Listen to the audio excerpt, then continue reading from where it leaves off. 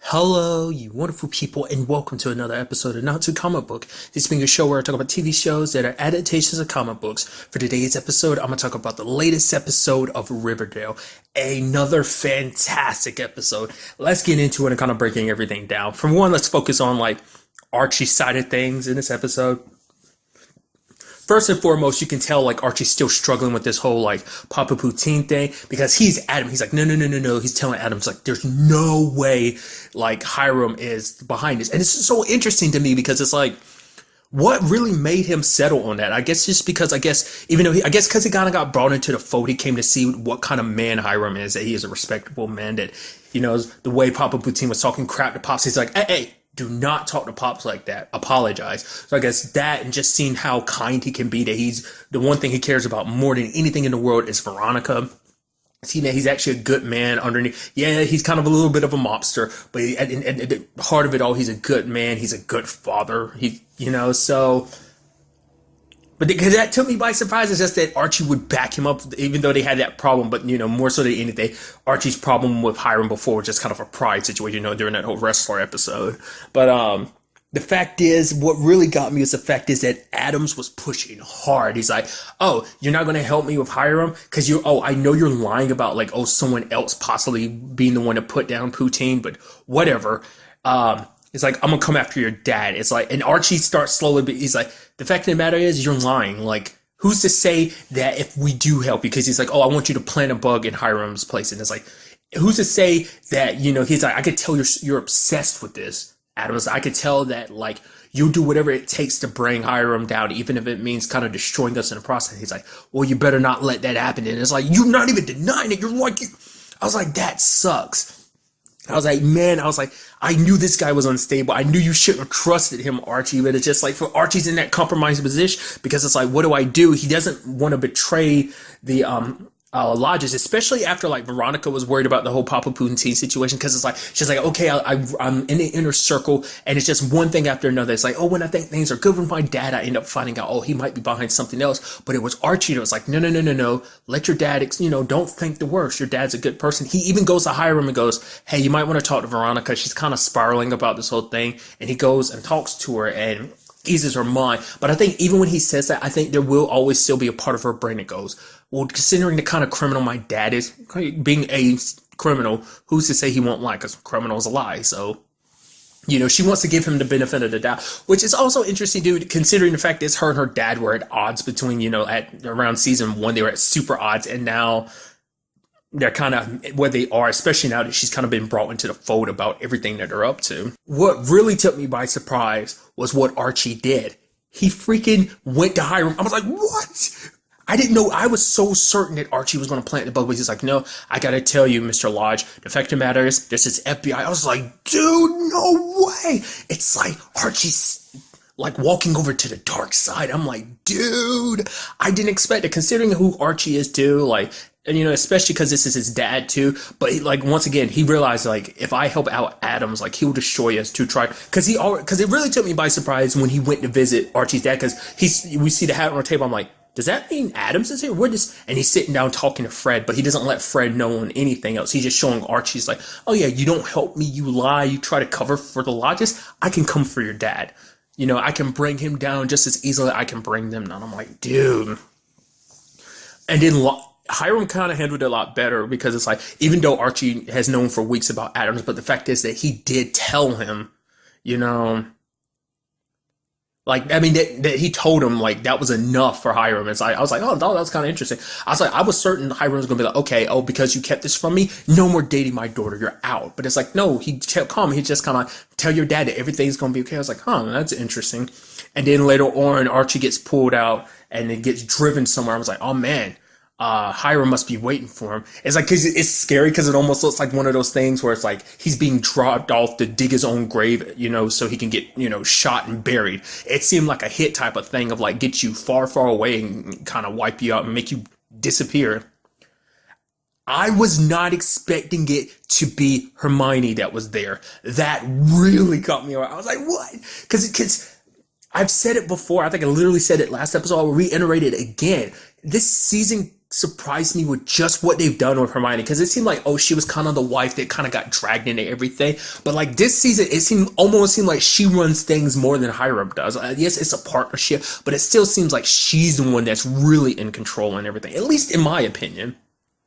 And it seems more like Hiram's the one that's kind of second in command in all of this. But hey, that's just me. But the fact of the matter is, like I said, because she started off like, she's called, like, it's just everything that went down in season 1. It's like her character had a huge 180 between, like, from going from season 1 to season 2. Yes, there's a little bit at the end that was kind of like, she went about 30 degrees. It's like, no, she went the full 180 this season. It's like, holy shit. And then you have that reveal. It's like, oh yeah, Adams, he's not really an FBI agent. He works for me. I'm like, it was all a freaking test, which I had a feeling the moment like Archie was getting pulled up. I was like, they're not trying to kill Archie. Like, that'd be too crazy. I thought maybe threaten him. It might turn it out, but more so my mom was like, oh yeah, Hiram's going to tell him, oh yeah, he actually works for me or something. Like, the whole thing was a test. But I wasn't expecting to be Hermione. In retrospect, it's like, he's one of, what was it? Capos? I know I'm probably saying it wrong, but it's the term that means like, oh yeah, that's my go-to, that's my guy, that's my fixer. Not my fixer, but that's one of my guys. It's kind of one of those things. In retrospect, that was one thing that Adam said to her. And it's like, in retrospect, it's like, why would he use that term exactly? It's a Spanish term. And it's like, why would he use that? Like, I feel like he could have used any term to say that, to explain that to Archie. He could have been like, oh yeah, that's one of her thugs, one of her like, he could have used any term, but he used that one specifically. And then she uses it later on. I think it's meant to be like, oh my God, it was telling you even at the beginning, like there was something, like I always knew something was off with him, but man, because that added an interesting level of like, oh my God, the FBI trying to do, like I said, I always thought that, Adams was kind of working on his own, trying to prove himself. So I figured he'd kind of do very unconventional means getting Archie. But now this adds even a more awesome layer to it, that everything was a test. Hiram and Hermione were in on it. Veronica knew nothing about it, but now it's like Archie's proven his loyalty and he's part of it. I was like, oh my God, the deception. Like I said, Hermione just blows me away with the fact is just how deep into this she is, dude. Like I said, I thought she was always kind of half in and half out, especially like the beginnings of the season. Like at the beginning of season 2, like we really saw we kind of saw that little bit of a darker side, but now it's just kind of like, I think she's kind of finally letting her true colors show now that Hiram's back. Like I said, I don't know whether it's all an act or not. There's also a part of my brain that was wondering, there's a little part of my brain was thinking like the moment Hermione was there waiting, I was like, wait, is she the one that told Adams about Hiram, that she's actually secretly working with him and now brought Archie into the fold so he could have someone else to wear? I was thinking maybe, I was like, but if you had Hermione, why would you need Archie? Like, I didn't know, so. Because I was certain that like things with Adams would end with him being dead, but it's like, no, he's part of all of this. So good, amazing twist. What I also appreciate too is this all revolves around the Jones situation too, because you have the Jones versus the Lodges. You have FP like, okay, we can go to Mayor McCoy and settle this nicely, and you have Jug being like, ooh. It's like, what did you do? Your dad literally had a conversation, was it last episode, about you being the end of the serpents? That you're going to basically be the one because he makes moves without really thinking or whatever. And so the Lodges want to strike back. The mayor doesn't really want to move because like the Lodges try to have a sit down. It's like, oh, we'll pay for the all back rent for your places. Oh, but Jug, you need to kind of hush about me, being in your expose and everything. It's like, oh, sounds like you're trying to pay me, bribe me. So I was like, nah, bump that. And so even FP's like, yeah, we're not going to take the deal. Got him giving a middle finger to Hiram, which, like I said, makes him kind of have to move up their plan. Because they even go to the point they're like, hey, we'll announce it to everyone what we're planning to do with Southside. But the problem with that is it put the mayor in a very compromising position. So she's like, at the very least, wait till I'm reelected. Because I guess it's that situation of, because things won't be in her favor if she's like during an election they find out like, oh, she conspired with this whole situation, especially with Jug's story that's going to expose her as well. So it's a situation of no, like I need you to wait until I'm elected. Yes, there'll be problems then, but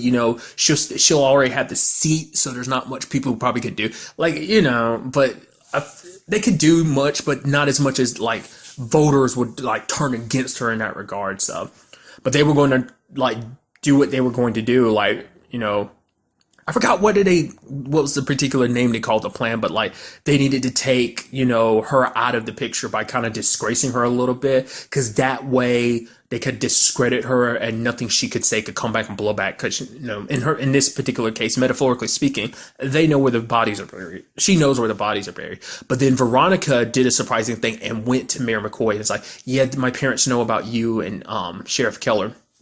Now, the reason why I'm curious about that is because Veronica herself says it, yeah, because what I'm doing is a lot less cruel than what you would have done. That's kind of what they say. And what I'm thinking is, Veronica obviously did it because of like, if her parents had had it their way, they would have publicly shamed her. It would have turned into like this huge scandal, especially for Josie. Yes, like Veronica and Josie haven't always seen eye to eye recently, but the fact of the matter is that's still a friend, a person she considers a friend. And that would have just kind of turned her life upside down.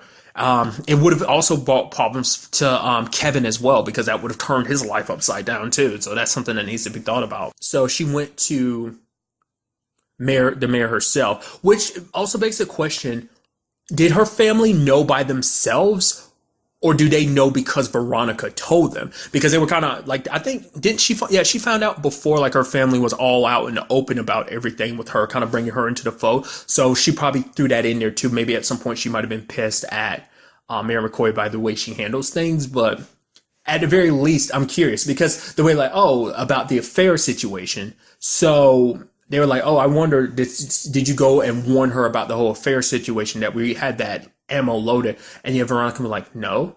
So obviously she's lying. But the thing is, like, the fact is they brought that up makes me think like, which like I said, still begs the question, like, did they know ahead of time? Because I feel like if they knew ahead of time and they didn't know that Veronica knew, why would they ask a specific question like that referencing the affair? So I get the feeling like Veronica might have told them. But like I said, could it just be like they dug that up on their own and just Veronica happened to find out on her own like Betty did? So the mayor is stepping down, just so that doesn't kind of get brought to light. Question is, this does bring up an opportunity for someone else to take up for mayor.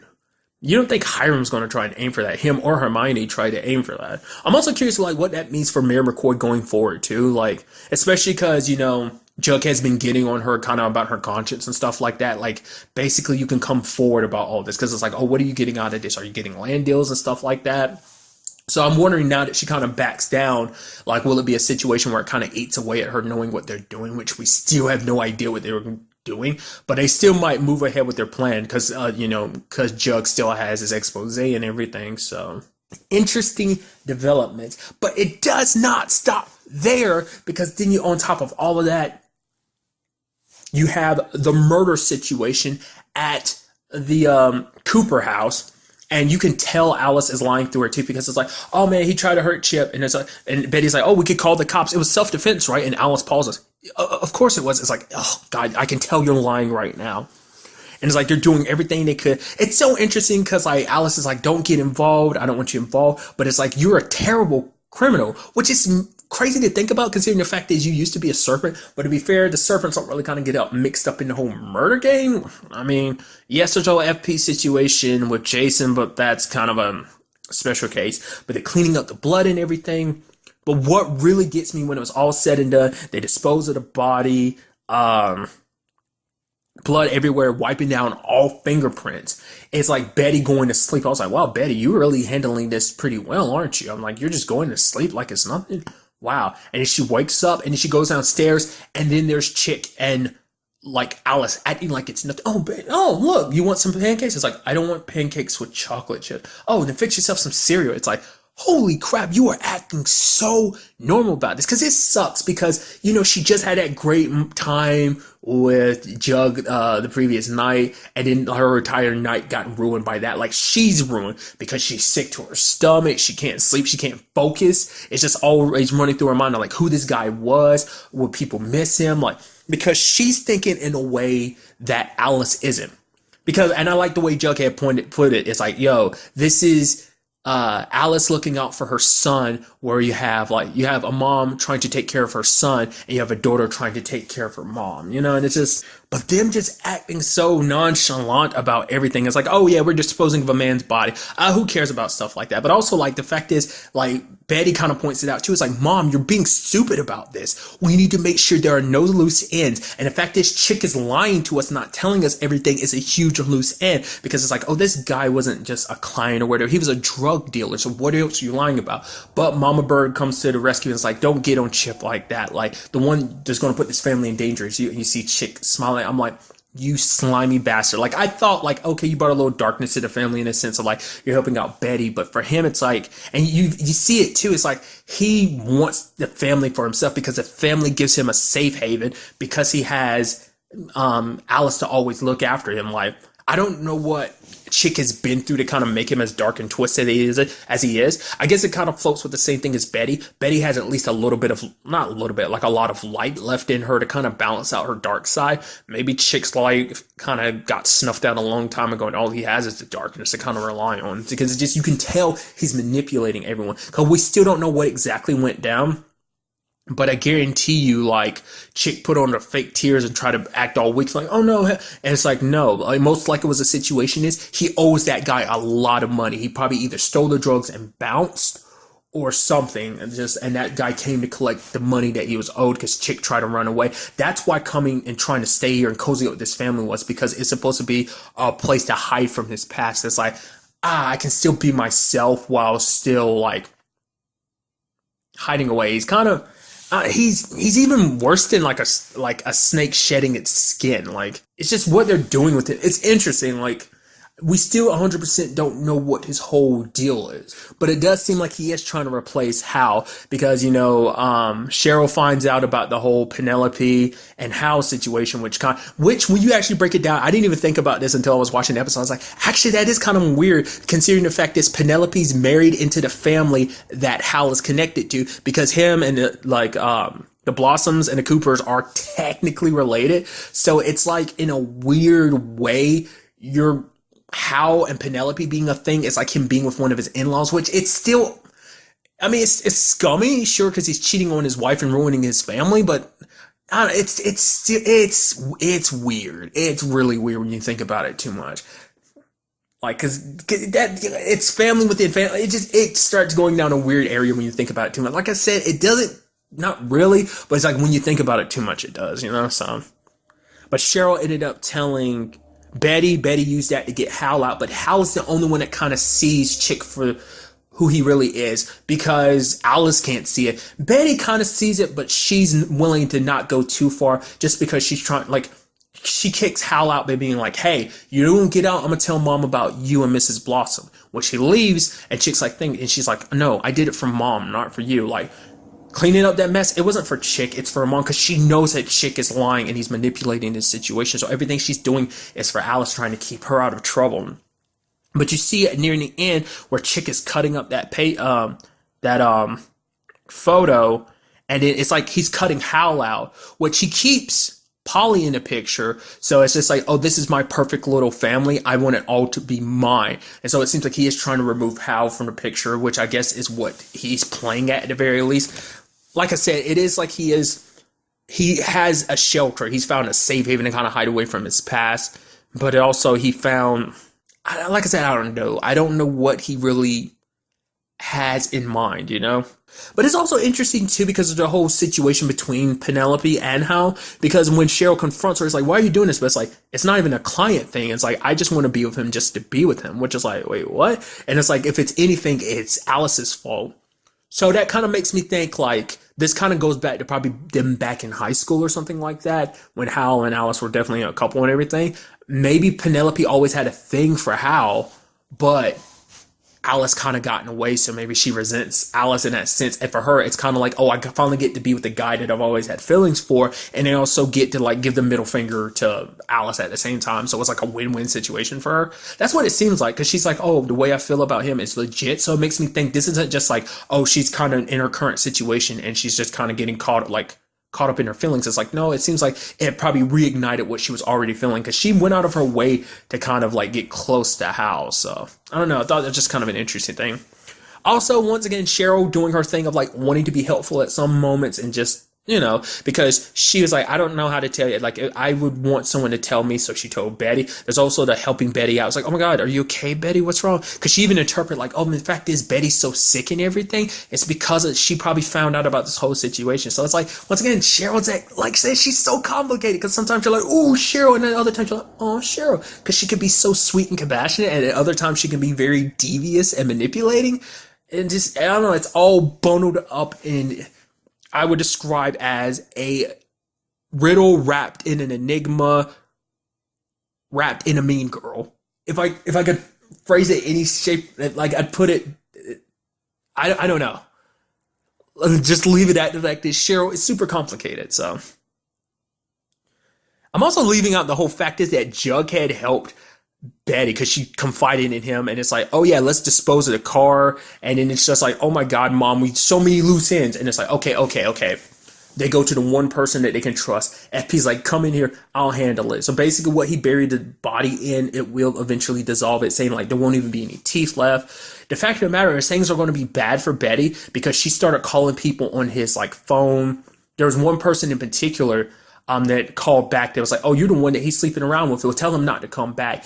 Eventually, that's going to cause some problems, and eventually, because what went through my head too is like, that lady kind of knows your voice, Betty, and she's probably going to come to town because she's probably going to track the phone's last signal and kind of come to Riverdale and is like, wait, you sound familiar. Where's my man? I know he was here. Might track it back to Chick, which he's kind of a loose end.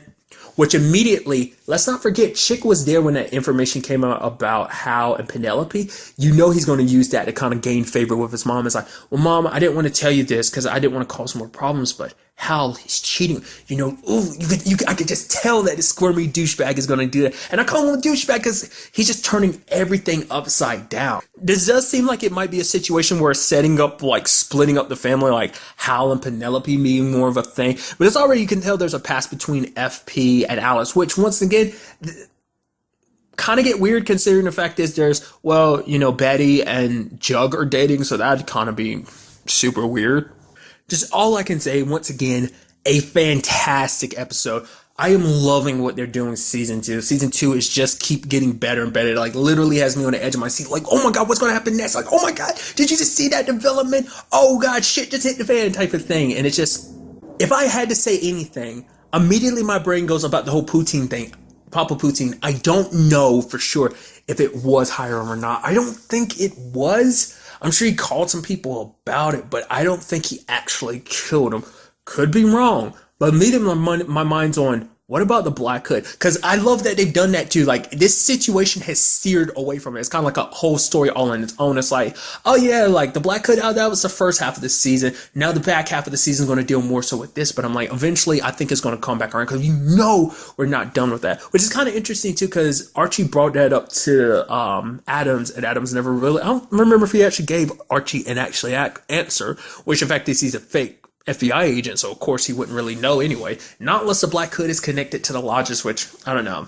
Because I feel like if you want to come after anybody, why not the lodges? Because not unless the Black Hood doesn't know about the kind of the corrupt stuff that they're up to. But like I said, because Archie saw his eyes, and that definitely didn't match the janitor Joseph, who everyone thinking in the Black Hood. So part of me is wondering, was it him that killed Papa Poutine? Maybe Hiram leaked that name to the Black Hood. It's like, oh, you're trying to take down some bad people. It's like, oh, he's a very, very bad businessman. So what if it's something like that? Because like I said, we haven't heard hide nor hair of the Black Hood. The last time we saw it really kind of come up was Betty putting on, like, didn't she put on a hood, or did she, like, she was going to burn it, but she kept it. I think she put it on at the very end of that episode. That was like the mid-season finale, I think. So I don't know. I'm very interested to see where this all takes us in the next episode. Sadly, we will be waiting a while. I was reading some stuff online, and it seems like the next episode, because Riverdale's going on a little bit of a break, won't be until February 28th. So gonna have to wait. Another show that I'm gonna have to wait to see the continuation of. But hey, I'll bide my time until Riverdale returns. But really, that's all I want to talk about in this episode. Till the next time we meet, be happy, be safe, live life to the fullest, and enjoy it. Good day and good